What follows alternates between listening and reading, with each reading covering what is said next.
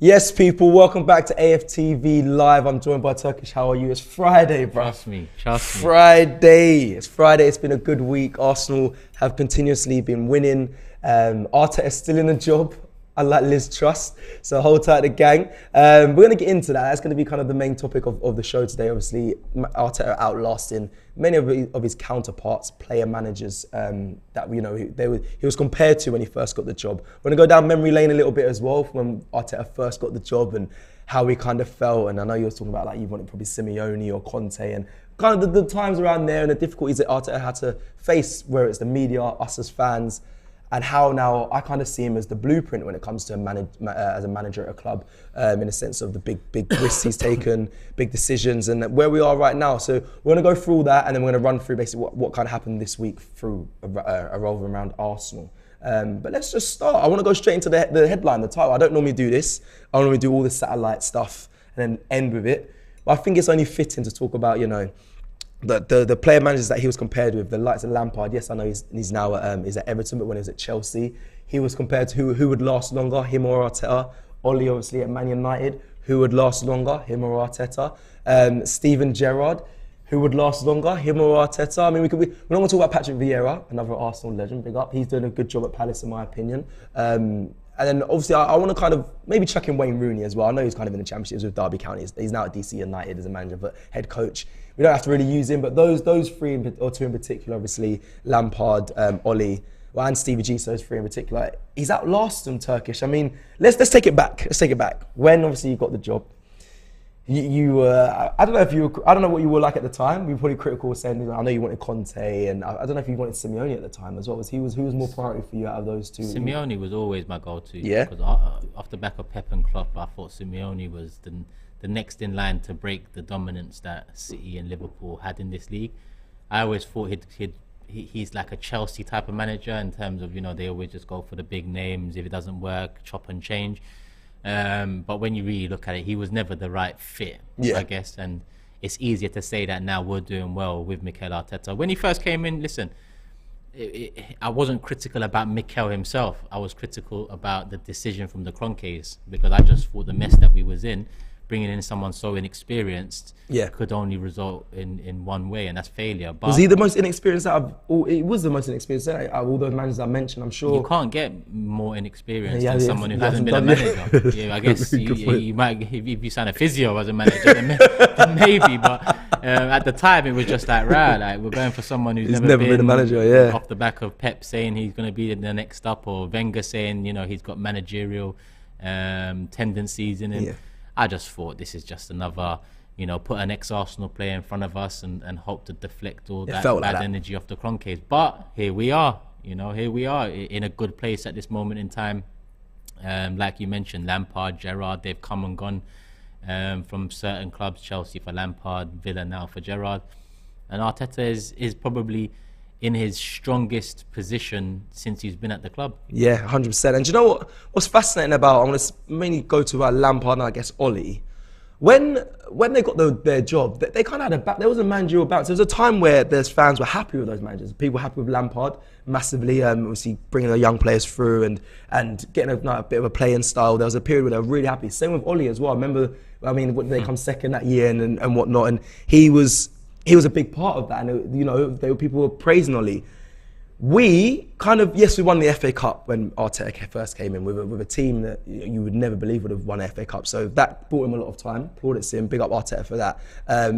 But there was obviously some down patches where the 8 finishes. There was a lot of losing runs. Players not getting the best out of the players. We got to commend, I guess.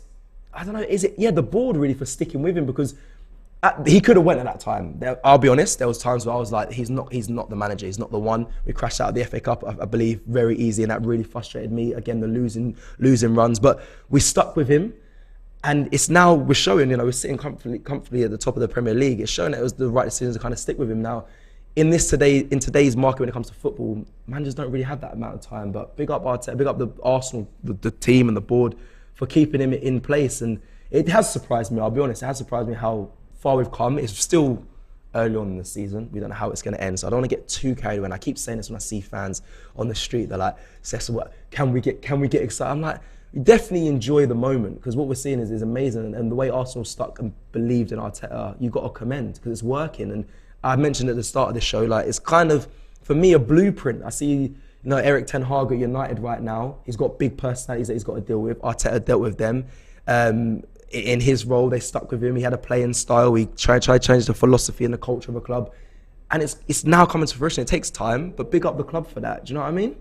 Yeah, I mean, listen, again, at the time, I thought the club was just putting another shield in place. But when you see our performances this season, when you look at our last couple summer transfer windows, one thing to point out is it's not just about keeping him in his position, it's about them continually supporting him.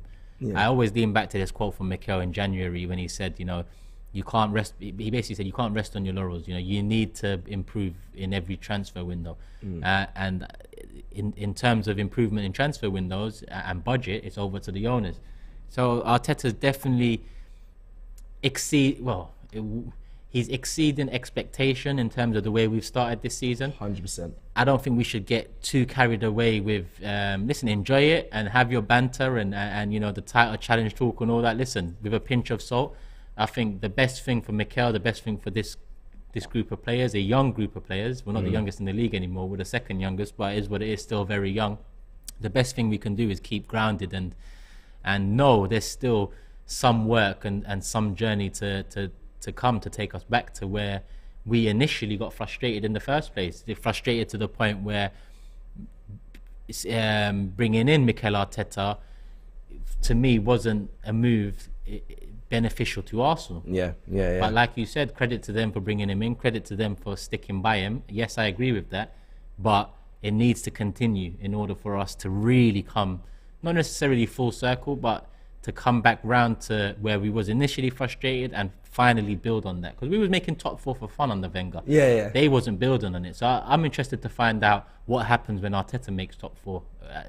It looks like it should be this season. Fingers crossed it is this season. But I'm really intrigued to see what they do with Champions League money.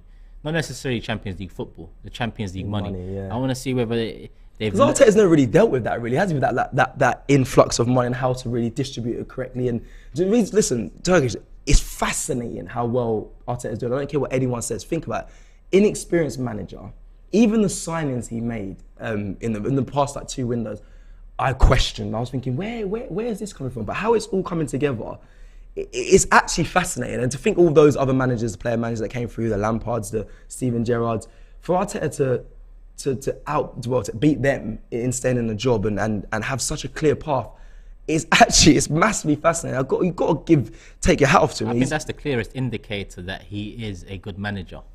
Because when you look at the other names, Ole, for example, what shrewd signings did Ole make? Or was Ole just a guy that spent a lot of money on big players that in the end cost him his job? That's how I see it. That's a great question. With Lampard, when he first came in, it was a transfer ban. So it was quite an easy role to come into. Legend, transfer ban. You just lost Hazard. There was a little expectation that season, but he brought a young team into top 4. Credit to him for that, because that was a good achievement for him. Then the money comes in, Havertz, Werner, Ziyech, what was it? Yeah, I think Ziyech the same. Pulisic maybe that same year. And then the results didn't improve, the style of play didn't improve. They, in the end, Lampard had to get sacked. Whereas with Mikel, we haven't really gone after the Havertzes or the Werners or the Maguires, the big names. Big money, fair. And that's why I think it's the clearest indicator that he's a good manager, because not everyone, a lot of us doubted a Ben White signing, for example, for the fee involved as well.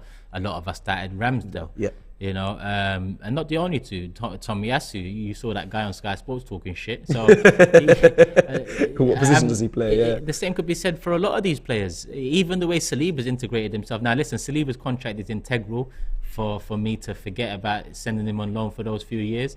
I just don't want that to cost us a new contract for him. But so far, I think the clearest indicator that Mikel Arteta is a good manager is the way he's improved this side in the transfer windows. And that's not even touching in on how he's improved the football.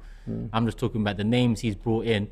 He hasn't really gone with the noise and the glamour and the lights. He's gone for what he believes will improve the side in his ideology. and so good. What about the big decisions then, Turkish, as well? You spoke about the signings and the Shrewd business that Arteta's, he's done for this team. What about the big decisions? The Aubameyang keeping him out, Ozil as well, make him not coming back in. The likes of, he said Saliba, send him out on loan for free loans when a lot of the fan base was saying, just bring him back. Like, we know he's good. Like, just bring him back. But Arteta was against it. He said, no, he needs time. And I mean, it was right now, I'm eating my words because I was one of those fans saying, bro, Saliba would look so good in this side. He is now, but I was calling it from a season ago, but I think it's the right decision. I was on his side. That decision had to be made, and I agreed with the way he handled that decision. Aubameyang, I agreed that it was time to let him go. I was just frustrated at the lack of a signing coming in to replace him.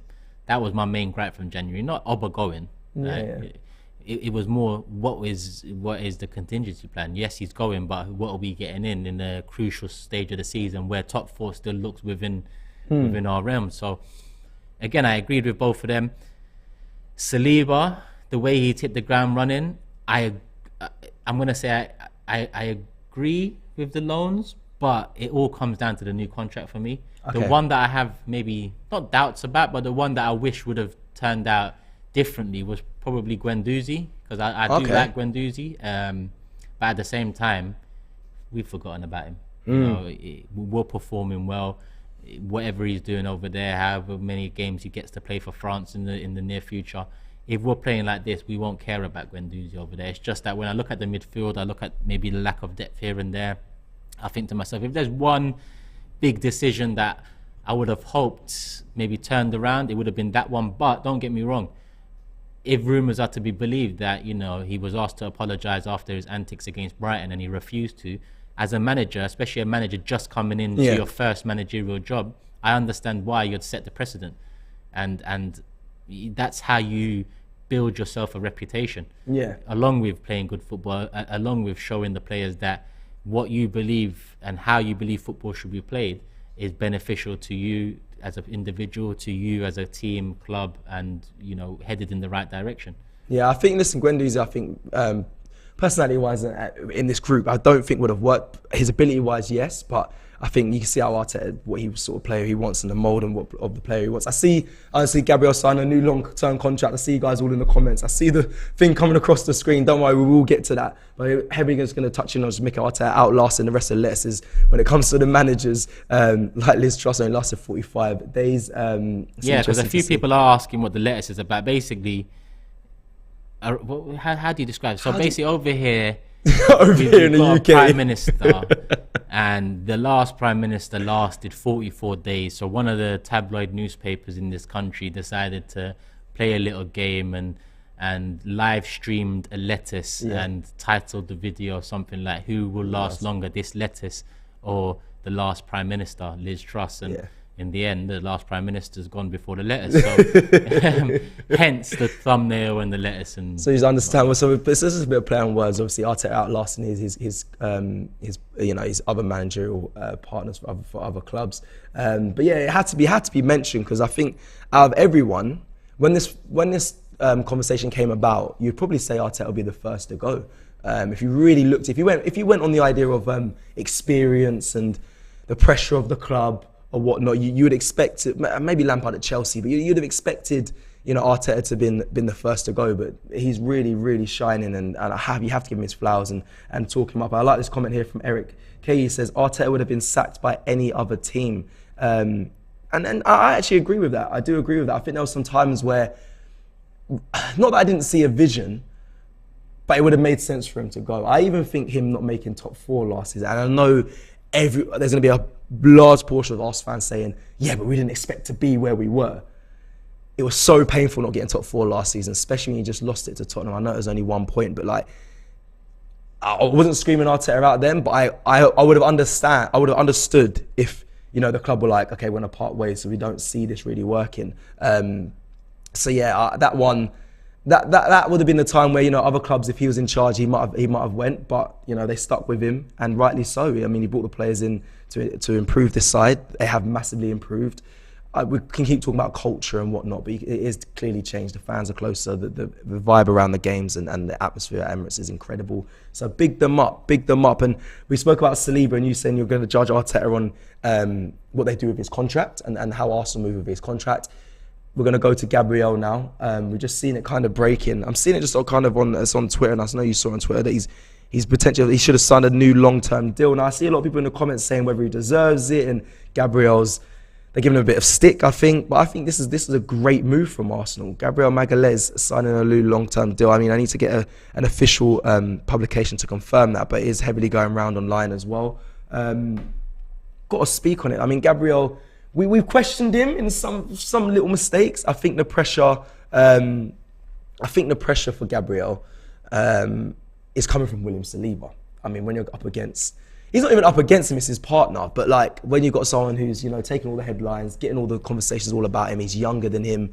It's going to be, you focus more on his partner when they make mistakes like Gabriel Magalhaes. And I understand that. I feel that's harsh on Gabriel because I think he's a solid centre-back. Yes, he can sometimes lapse concentration, but in hindsight, he's still an incredible defender, and rightly so, Arsenal getting him on a long-term deal. And I was thinking about it when I was doing fan cams. I think it was literally this week, and I think Robbie was speaking about it, and I was like, we're in a partnership at centre-back, there's always one that outshines the other, but that other one is so complementary of the other. Like Vidic and Ferdinand, say, like Ferdinand kind of took all the props, all the accolades and whatnot when it comes to people talking about him, but Vidic was a big part of Ferdinand. So I think that goes across a lot of centre-back pairings. I think there's always one that's kind of the face and the one that everyone speaks about, and there's always one that helps out that player get to that level, but kind of gets a lot of the flack and the stick. Do you know what I mean?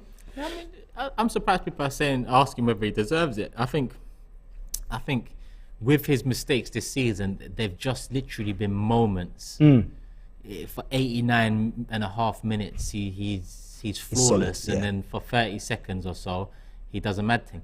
And I think that's easier to eliminate than what Mustafi was, or what, defenders that have caused this decline over the years. And I feel like with Gabriel, he's still young. He's obviously the experienced of the two when you compare him to Saliba, but tying him down to a long-term contract is a sensible thing to do. Arsenal, not only on the pitch but off the pitch, the way we've done business and the way we've handled contracts has been terrible, to say the least, over the last 10 years. So more of that. Gabriel is a part of the first 11. He's a part of the first 11 that's won 13 out of 14 games this season. Yes, he hasn't started them all, but he's been a big part of that. And as well as some of the mistakes he's made, he's also won us a game, the Fulham one. What was the recent one as well that he turned? He done something, I forgot. But regardless, like I said, it's moments with him, and I just feel like them moments can be eliminated, and there's still work to do on this team. Yeah, we're not that team yet where we are defined in what we do. This is the 11 for the next 5-6 years. I think there's still more additions to come in the next 12 months. So with Gabriel, it's a sensible thing to do. Tie him down, and it kind of sets the precedent for the rest of the squad as well. They can see their colleagues, their friends getting tied down to long-term contracts, and hopefully that aids their contract issues as well. Yeah, I think we need to get off Gabriel's. I think we need to get off his backs. Sorry, I just think. I think he's been good. Yes, he's had some few, like I said, lapse of concentrations, but he's still been a solid defender. I mean, the other options I don't like, in my opinion, if there was a step in and whatnot. So big up Gabriel. I think he deserves this massively. Just quickly, people watching and listening in Turkish yourself.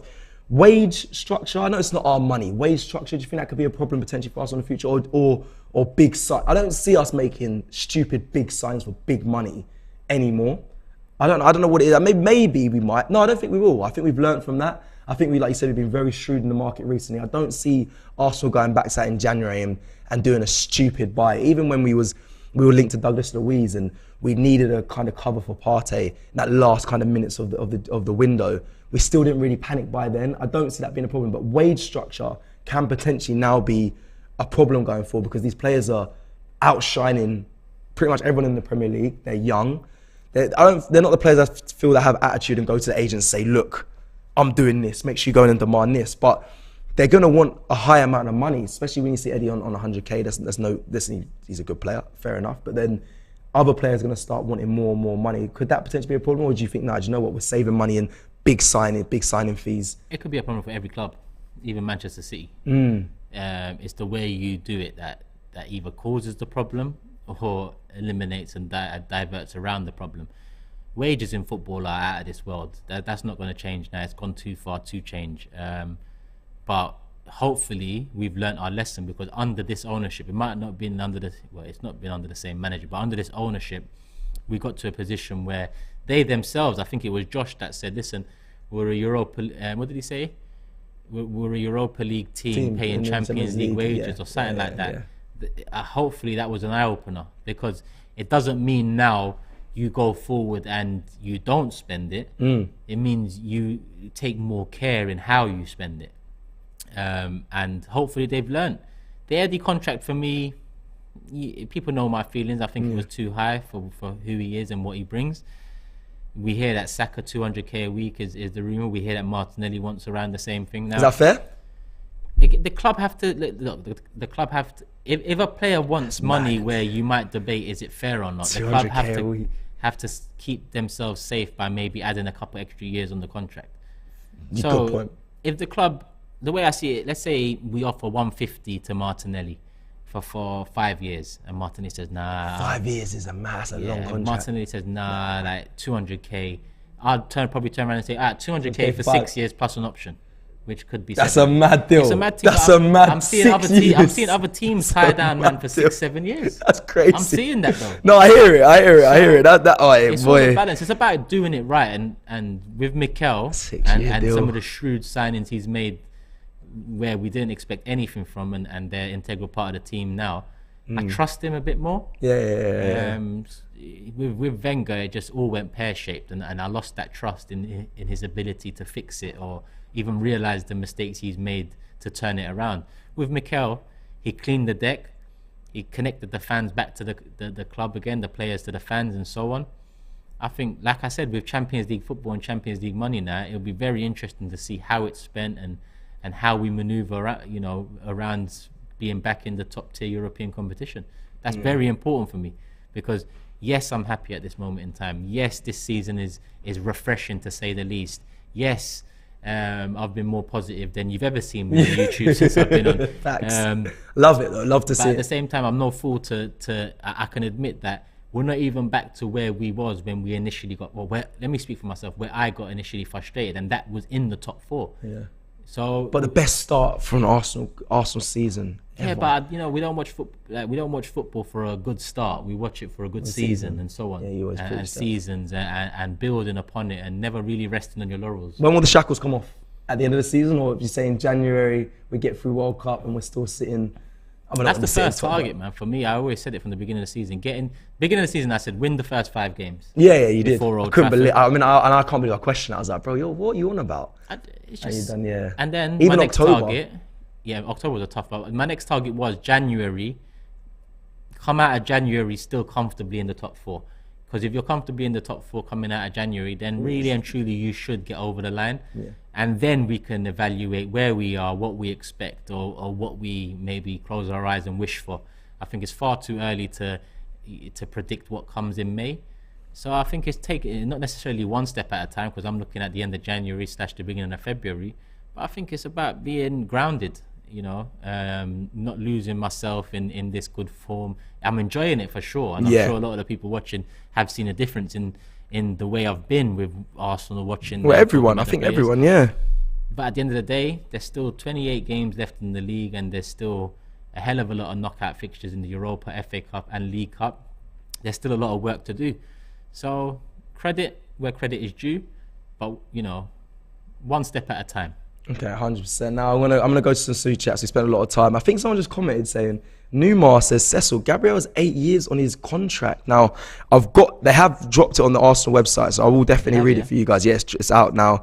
There's also a press conference as well ahead of Southampton game, which we were going to prepare and speak about, but it came out too late, so apologies for that. But let's just quickly read something from the Arsenal website. Gabriel Magalhaes has signed a new long-term contract with us since joining from Lille in September 2020. Gabby has become a vital part of our first team, making 81 appearances in all competitions. The 24-year-old defender continues to grow in stature and impressive performances, and also a big scoring threat.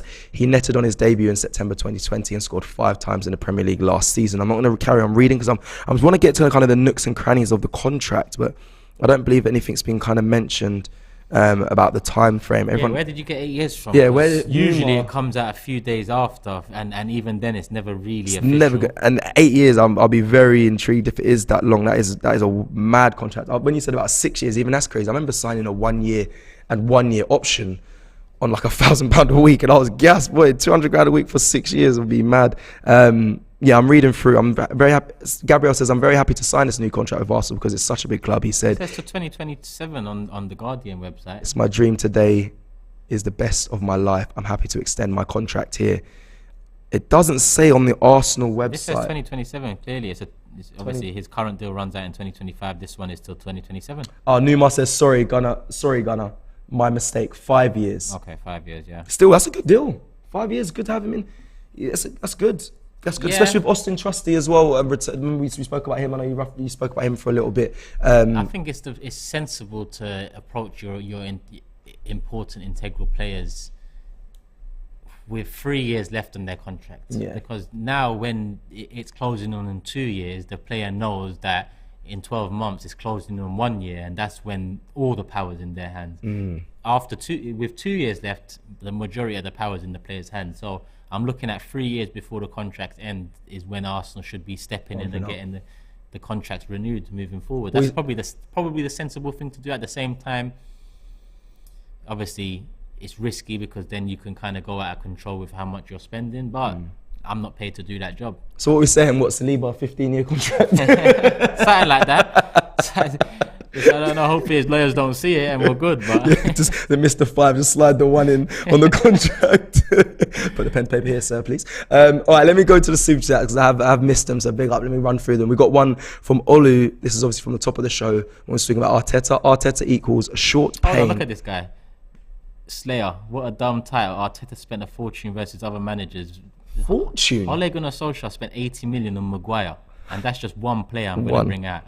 In Lampard's first summer where he could buy players, whether it was him or the people above, I'm sure they spent over 200 mil if I'm not mistaken, because it was Havertz, it was Werner, it was Pulisic, it was Ziyech. Yeah.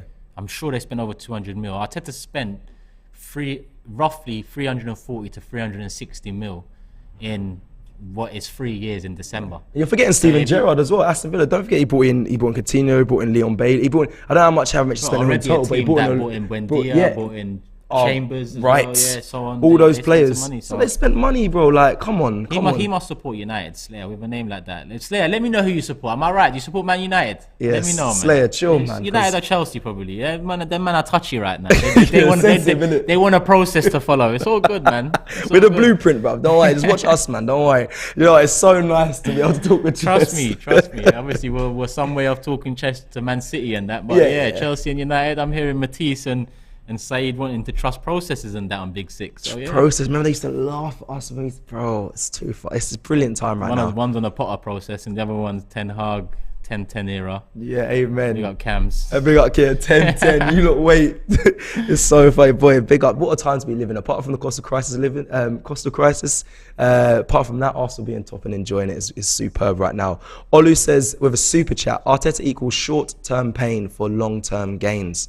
And that was kind of what we spoke about at the top of the show. Aston as well. Come on. Every time I see his name, I just miss I don't need to see his name to miss Orlando. Bro, when I see his name, I just miss. Takes you back there, innit? Aston. When I'm back, anyway, you're meant to come over here this season, so link up here. But I'm back in Orlando soon. Little man, I'm taking Disney World. So I'm gonna let you lot know. Yeah, every week, me and Turkish sit in the office and go, "Bruv, America was too lit." Every week, we just think about moments when we was in America. It was so nice, man. So nice. I think I'm still riding that wave. No, so much. That's why I'm so We're positive. Still in pre-season wave, bro. We feel like these games don't even matter. Like there's no pressure, but there is. It's the Premier League still on, but it's like we're still in that mode. Like pre-season, take us back. Big up Aston, man. Hope you're good, my guy. Family and all that. Yeah, big up Aston. Next super chat here. He drove us back after the rave. Oh my days. I know. Sorry, people. It's not saying about it. No, he drove. Yeah, drove us back. To be honest, he left us and then he just saw us on the side of the road. Remember? Yeah. And we had to jump. Do we have to jump the fence? Did we jump the fence? Yeah, he doesn't know that though. Aston, you dropped us to the. It's not your fault. You dropped us to the wrong gate. Yeah. And bro, we had to do with alligators walking about and that. I didn't. It's all mad in Orlando, and it was what was it like 2 a.m. And the breeze was blowing on the bushes. It was like, brother, there's alligator, bro. Hey, we were stranded there. Anyway, but we found our way anyway. We found our way. Did I? We both hopped the fence, innit? That mad fence. Bro, the fence was high, bro. High. And it was late. And we had to get up for the flight. Yeah, mad. What a night, though. Come on, big up Aston, man. Love for that, G. He said, you know, I got mad love for you. Let me know when you're on my side of town, cuz. Come on, likewise for you, my bro. Yeah, likewise. Shout me anyway, man. We need to sort out your trip over here, man. So let us know. Me, Cecil, message us on Insta or something. We'll bring you to here, man. Come to the studio, come and jump in. Because he was meant to come for Carnival, I remember, but I don't know what happened. So we'll talk anyway, my guy. Very true, very true. Now, big up Aston. Going back to a super chat here. It says, it's your boy Hamza says, my two favourite people on AFTV, Turkish, much love, brother, and Cecil, my G. I remember I met you outside. Here we go. Sidemen charity match when you were stuck in traffic, my G, and you asked for you for a pick. Love for the love. Funny enough, bro, I remember that because it was going to the after party and there was traffic. And he ran to my car and I was like, I thought he was going to smash the window. He's like, can I get a photo? I said, come on, my G. Let's get a pic. Watch how peak that is, bro. I'm sitting in traffic. You know me, I'm vibes in there. And man's running to my car thinking this is on. It's on. Now, big up Hamza, man. Big up, bro. Lovely to meet you. I remember that very clearly as well. The Kings United TV says Arsenal to come back to the state. We just, how mad. He just got a super chat saying that. The Kings United says Arsenal to come back to the States. We just spoke about our time there. We'd love to come back, honestly. Yeah. Every trip. Big up AFTV, obviously. I've travelled following Arsenal, but not as much as I have since being here. And I haven't done like the Europa League like I ever actually until being here. And some of the trips, not even just and pre-season as well, have been absolutely incredible. Honestly, they'll stay with me forever. So, yeah, man, hopefully we can go back to the States soon.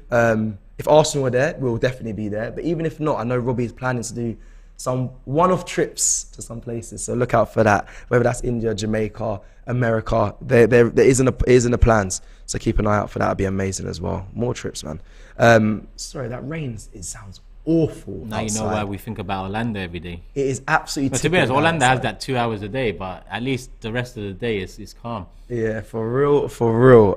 Mike in Perth. With a super chat says squad worth heaps, business good, football great. And he's right. I think nowadays, like if you look at the squad, that everyone's value's gone up. Everyone in the side. Yeah. I used to question Xhaka. I remember me and Robbie did this. When was this? Maybe the start of the season. I think we spoke about everyone now is an asset at Arsenal Football Club when it comes to in the 11. Sorry, I'm not going to include some of the fringe players. But in the starting 11, everyone is now an asset. Everyone's now worth a lot more than they were before. They've made a stake for a higher price and fee. I questioned Granit Xhaka at the time, and now I'm eating my words. Apologies, Granit, bro. You could be up there with now not being worth 12 million, not getting more than 15 million offers from other clubs.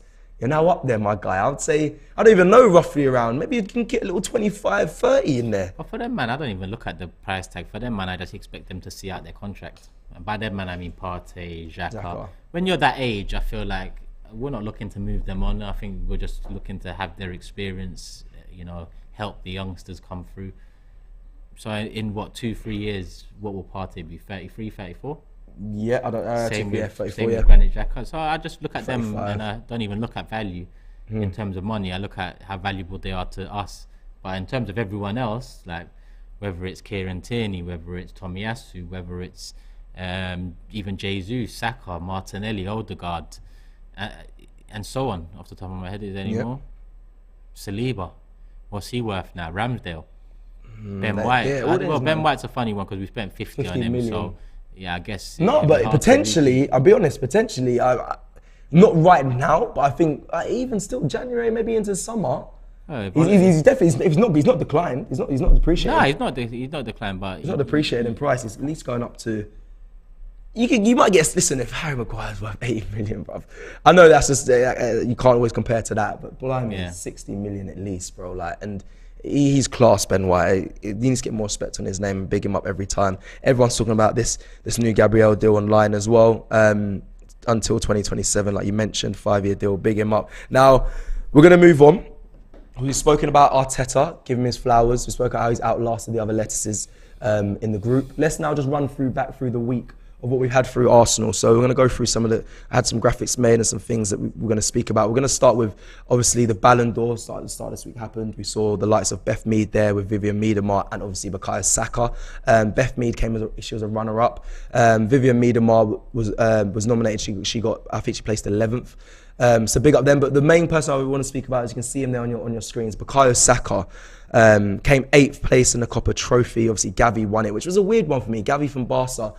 I saw some highlights of him. Yes, he looks great, but I think there was other players that really could have tipped him. I'll be honest. I was quite surprised that he won that. But as you can see the standings on your screen now. Obviously, first Gavi, Camavinga came second, and Musiala third. And I think that's right. I think he's actually a better player than Jude Bellingham, but I think Musiala's incredible, I'll be honest. Jude Bellingham, not taken away from him, also a good player. And obviously, you see Bukayo Saka there in 8th place. Now, Bukayo Saka's had a great week of football. If we go back to Bodo Glimt, he scored the goal last week, and then he scored against Leeds. And he was heavily involved in the performance that we saw in Europa League against PSV. Bukayo Saka is just 2 against Liverpool as well. And 2 against Liverpool, the penalty as well, the change. I mean, I know you do a lot of shows. I know you do Forever Arsenal podcast. I know you speak about players a lot, and you see him out there with his tongue out many a times in his celebration. He's enjoying his football. But Bukayo Saka, generational talent, and I've always been the one to kind of, not say defend him, because I think fans really enjoy and love Saka, and every time I speak to fans, like, my favourite player is Saka, my favourite player is Saka, but there was always those whispers of, oh, Saka was a bit quiet today. Oh, we didn't really see Saka today. He didn't have a good game. But listen, when he steps up, he really does step up to the mark. He pulls this Arsenal side through. We saw him against PSV. Every time he got the ball 1-on-1, beating his man. They were idiots to leave him 1-on-1. But more time, he was just beating his man every time. He has a knack for doing it. And he's a big part of this Arsenal side. I love Bukayo Saka, and give him his flowers. This week, I think he's been a star boy. And if there was a player of the month, I think I'd be awarding it to him for this month. There could be an argument with Xhaka, but for me, Bukayo Saka. One or the other. 100%.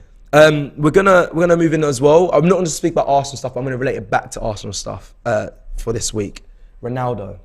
Now, I know Turkish. He was on the watch. He was on the match day live against PSV. He had his thoughts on what Ronaldo did by walking out of the stadium. We later to found out that Erik ten Hag said in an interview that he refused to come on as well. I think he was supposed to come on as a sub, but he refused to come on, which is a little bit more of a disrespect as well.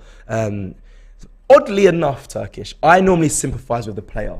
Being a player and understanding certain things that go on in clubs and politics and whatnot, I normally always take the player's side.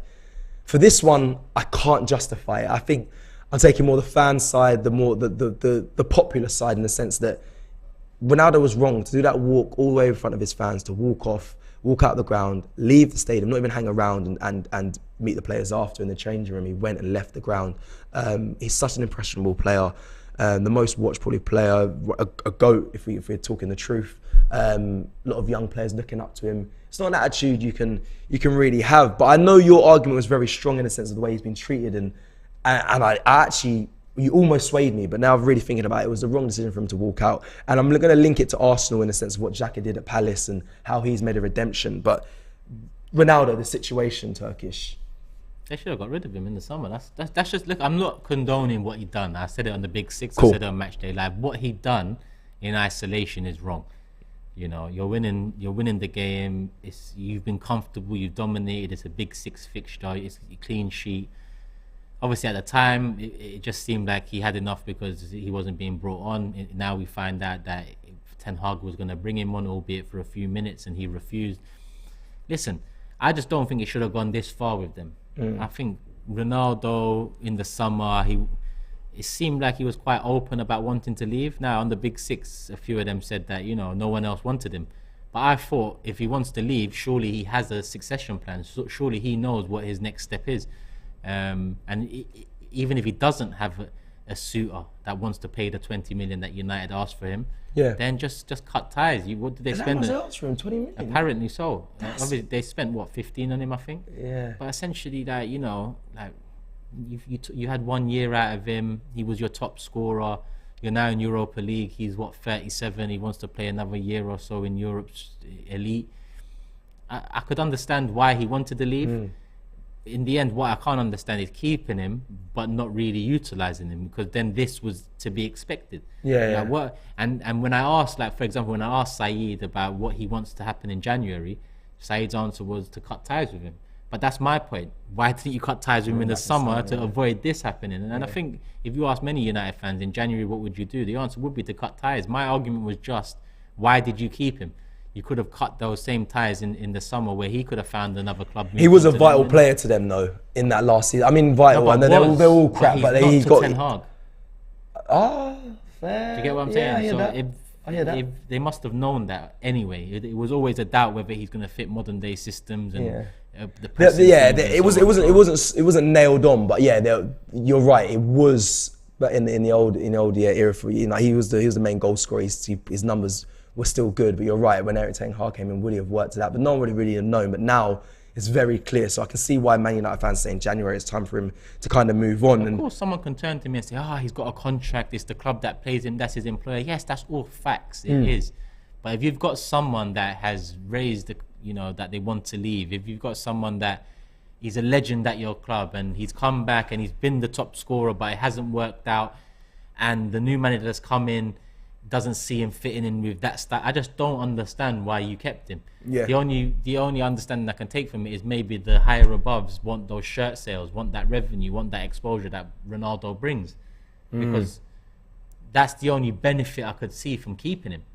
Aside from that, which is a potential benefit, because I don't know how many shirts he's been selling this season in comparison to last, still a fair few. Yeah, it'd be a lot. It's Ronaldo, it must have dropped off. Was it worth it? Now, Man United just beat Tottenham, so it's easy to say, in a sense, he's a disgrace, that he should be dropped. And if Chelsea go and smash United on the weekend and then United drop a few more points in the next couple of games, then what? Yeah, they might be looking to say, like, yo, what now? With Ronaldo, You know what I mean? Obviously, then they'll think to themselves, why didn't we get a striker in the summer and sort him out? But it's not my club. It's not your club, So that's exactly that. It's not your club. So we're going to bring it around to Arsenal and just say quickly, does Ronaldo make a comeback before the January window? Does he play? Because right now he's training with the under-21s. I believe I've heard this today. He's obviously been heavily fined. For Ronaldo, he's not going to like that. He's not going to, and that can really, listen, Aubameyang went through the same thing, got pushed over to the under-21. Oh, no, he didn't even go to the under-21s. He had to do his own individual training, which, in my opinion, is even worse at the training ground. I've been there as well. Nightmare. It's terrible for a player. I think Aubameyang actually dealt with it quite well because he laughed off speaking with Laka and all that. But for Ronaldo, and the stature of a player he is, to be pushed aside. He's apologised, so I assume he will play. Okay. The thing with Oba is it was like a standoff. Yeah, they were not. No one was really. Arteta was not letting him come back into that team. Whereas Ronaldo's apologised. Listen, Ronaldo's on the verge of not destroying his Man United legacy, but tarnishing it for sure. Oh, big time. Probably tarnished it for a lot of fans over there. But it is what it is, man. Like we've had to deal with big names, and the way Mikel Arteta's handled it we've come out the back end in positive fashion. Yeah. So it's easy for me to say, you should have cut ties, because when we cut ties with Oba in January, seemingly it was the right thing to do. With Ronaldo, I just think they held on. They thought to themselves, we're Man United. No player is bigger than us. No player can tell us what they want to do, and we're going to abide or bend over. Yeah. I just think they dug their heels in, and now they're getting a bit of a kickback from it. Yeah, how comfy is our bed over here though at Arsenal, bruv? Like, to see, like, Granit Xhaka made that turnaround now, and there's not really much bad fit. There's nothing to talk about bad at Arsenal. Like, to see every other team squirming. I watch your Big Six sometimes. I just see you sitting in the corner there, just letting everyone talk and just smile, bro. I'm just like, bro, it's so nice. And every time I come to work and I see Arsenal fans, I see, like, I'm happy. I'm in the street. Sometimes I go away and I see some of the other, the other fans that do YouTube, and I just look at them and think, you'd love to be us. Yes, of course, it's not the end of the season. No, we haven't won anything yet. But I'm a man that just enjoys the moment. I really indulge in the moment and live it. So that's how it is right now, and it's very happy. Our bed is very comfy over here on the Arsenal side, and it's nice to look down, and I mean look down the table. What else is going on in the other clubs? But right, we're gonna kind of talk about these last sort of things here. Obviously, Steven Gerrard got sacked, and we kind of started the show with it, talking about how Arteta's outlasted many other managers. But Steven Gerrard this week, was yesterday actually, breaking news came in. Obviously, he got sacked. I I don't really feel for him. That sounds quite harsh. I say I don't feel for him, but I don't really feel for him. But I just think he had an abundance of good talent there, good players. I think you got players you wanted. I know how much you really wanted Coutinho in that side. Got him there and whatnot. And just like so many good players in that team. And he fluffed it, but yeah, he didn't really provide there. And I don't know if I didn't really see him as a tactician. I didn't really see him really providing a lot of tactics to win games. But he's now gone. It doesn't really affect Arsenal too much. But I think again, it just highlights how well, for me, Arteta has done and is doing. I don't. So yeah, there's not really much to really talk about Sim, but I just wanted to just highlight. Obviously, you got that big news. Any thoughts towards it? And it is what it is, man. Villa have spent a lot of money over the last couple of years, so if it's not working out for them, they've got decisions to make. I saw Coutinho was on the bench the other day, and when you think about how big Coutinho's arrival was for Aston Villa and Gerrard when he first came in, to see him on the bench must mean that it was the last roll of the dice from Gerrard. Gerrard, obviously he done what he done in Scotland, but I don't think that's the ideal stomping ground to determine whether he is an adequate level manager for the Premier League. Very different league, very different levels of competition. And if you've got Rangers or Celtic, albeit Rangers, yes, they've over the years have had to come back up. You're in a good place with Rangers and Celtic in terms of being able to win the title in that league. Over here, very different, especially when you're managing a team like Aston Villa who have dreams of breaking into the big six, top 4, etc. It's a very different animal to contend with. 100%, because they got a team that should be up there, top 8 at least, in my opinion, Aston Villa. But let's. I'm gonna read the super chat and I'm gonna finish it up by asking just our predicted 11. What do you think is gonna start on Sunday? Because we won't be doing a video here from AFTV, so I think we're gonna end it. We'll get people involved as well. Everyone watching, you let us know. I think the big debate will be in the left back position, but we'll get into that. Let me just read the super chat here from Rye25_96. Big up yourselves, Cecil and Turkish. I'm a bit ill still. I'm quite flu, but big up Cecil and Turkish. What do you guys think on Gabriel's new contract? We have discussed it. Like, should we have reviewed after this season? Predictions for Southampton versus Arsenal this weekend. I've gone 3-0. Come on, you Gunners. I think it's the right time to give Gabriel a contract. I think what you see, right? This is funny. When you're in a changing room and players have signed new contracts and they walk in, there's a different energy about them, and it's like, oh, and you might not be having your new contract sorted. You might be having talk to your agent or whatnot, but you're sitting there thinking, yeah, I can't. And you see all the online Twitters and everyone talking about you, and you got a new contract, long deal. I mean, I didn't get as much attention as these Arsenal players. It was at Crawley Town, but there's a different feeling when people sign a new contract and they walk into that change room. They know they've secured their future. Really, that's what it's about. You're securing your future at a club. I think it was the right time to give Gabriel a contract. I think he's a great player. I think everyone that needs to get a contract right now, this is a good time. We're doing very well. You're seeing the process, shall we say, from Mikel Arteta. I'd rather save it till now instead of seeing if we start losing, they try and say, now this player signed the contract, and it's the PR thing. I don't want to see that. Sign it now. You're more susceptible to getting bumped when you're trying to negotiate contracts during a bad period than you are in a good period. 100%. Sure. 100%. So that's why I think it was a good time. I don't think you need to wait till the end of the season to review it. But that's my take on that. Your prediction for Southampton, what did you give on Forever Arsenal? Mine was 2-0. Mine's 3-1. I went through the stats on the preview that will be out, I think, either tonight or tomorrow, to check that out. They've only kept one clean sheet, I believe, Southampton, and we've scored in every game. So there's going to be goals in this game, and I expect them to concede. But I like the 3-0 prediction there, Rye. I don't know why I think we're going to concede. I don't know why that is. But I think we'll let one slip. I said 3-1 or 4-1. That's kind of where I'm at. Let's get into the predicted 11 just quickly to round up, because we're coming towards the end of the show. Ramsdale and goal, obviously. Right back. Easy, Ben White. Gabriel, Saliba, centre-back pairing. I'd go Tierney left back. See, I would go Tomiyasu, cuz. Yeah, it's your prediction, isn't it? Come on, G. But you say it's not my 11, it's the predicted. It's predicted. Think about it, yeah? Ward-Prowse in there. No, I think he'd go with Tierney. I think. Swear. Yeah, people, what we saying? Get a poll in. Sorry, people. He needs to show Tierney that he's still very much in that 2 games in a row, everyone was shocked that Tomiyasu started. 3 games in a row, I think even then Tierney might start thinking, Because Tomiyasu played against them PSV as well. They both did. Yeah. So it wouldn't be a case of, you played Thursday, so you're in for this one. They both played Thursday. My thinking tactically, obviously, James Ward-Prowse, dead ball specialist, good with the ball when it comes to crossing. They got a lot of height in that Southampton side, physical. I put Tommy in there for that reason. But I hear it's a good point about they both played. Jordan made that point on forever. Did he? Yeah, that's a Jordan, fair point. man. Stop copying me, bruv. For goodness sake. Actually, Sugar came out first. Fuck's sake, Jordan. We watched it as well, that's why. But no, that's what I believe in. That's why I would go with Tommy. But okay, Tommy or Tierney, people in the comments, you let us know your thoughts. In the midfield, we see Partey going there. Xhaka, Odegaard. Yeah, simple, isn't it? Simple. It's quite Saka, picks itself. Jesus, Martinelli. Picks itself now, doesn't it? Yeah. I wouldn't mind seeing Fabio Vieira in there, you know. I think, obviously, he's not going to start Martin Odegaard as our captain, but Fabio Vieira, I'd like to see get some minutes in the Premier League. We're winning comfortably then. Yeah, bring him on. Even if we need a goal. Yeah, bring him on. He's been good, bro. He's been really good when it comes to build up in the play.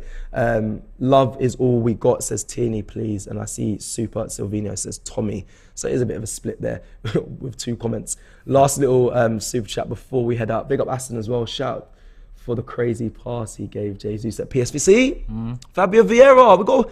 That's true, yeah. Listen, not put respect to him because I think now fans just trust Arsenal and who they're bringing in. I didn't really think Fabio Vieira was going to be the player that he is. I thought he was going to be quite lightweight coming into this Arsenal side, especially for the Premier League. But he finds pockets of space, doesn't get in the tussles, and his way he finds balls and his intricacies, superb. And I think he should get some minutes against Southampton. Let me end with a super chat. Rye25 again with a super chat _96 says, and big up for the super chats from Rye, man. Good as $8.99 and $4.49. Thank you, man. Should Saliba and Jesus pick up yellows? Oh, someone said this to me on after PSV versus Southampton, so they miss out on the Forest game instead of Chelsea game. Someone said this to me after the game yesterday, away in a couple of weeks. Thoughts? That's techie, isn't it? I'd say yes. But you'd really want them not to get another yellow for the next 4 games because you want them in all 4. But when you look at the next 4, the home game being Nottingham Forest, I like that super chat. Yeah, Saliba and Jesus, if you're going to pick up a yellow in any of these games, be it the next one, because I think we can manoeuvre around Forest without one or the other. Chelsea away is a different story. Yeah, I like that super chat, I'll be honest, because when someone said that to me yesterday, I was like, it's a good point. But what do you do? You score, take off your top, take the yellow card, do the sub, just baiting it. But I mean, it could, you want them there for Chelsea away. You definitely want them there for Chelsea away. But interesting one. I mean, I don't know how Mikel Arteta says, come on guys, today you get the yellow card and then, we have you for... I don't know if he does that. If he does that, fair play. But I think he just goes in, same tactics, same game plan, try not to get booked. But I'll be intrigued if they do target themselves to get yellow cards. But we'll keep an eye on that. They come this Sunday. Right, people? That is it for this show. Yeah, we've whizzed by. It was a good little show, a lot of information. Big up everyone that's joined us in the comments, in the chat. Stay tuned on AFTV, plenty of content coming your way. Likes of Box to Box for this Sunday's game. The previews coming your way. Go check out Invincible podcast as well with Robbie and Lee. Always great banter in there. Next week we go to PSV. I go to Amsterdam as well. So look out for all the content for next week as well in Europa League. And yeah, man, come and get some merch. Air Ramsdale. It's shop.aftv.co.uk. Come and get involved. And yeah, stay tuned for more content. Thank you for joining us today. We'll see you again very soon. Peace.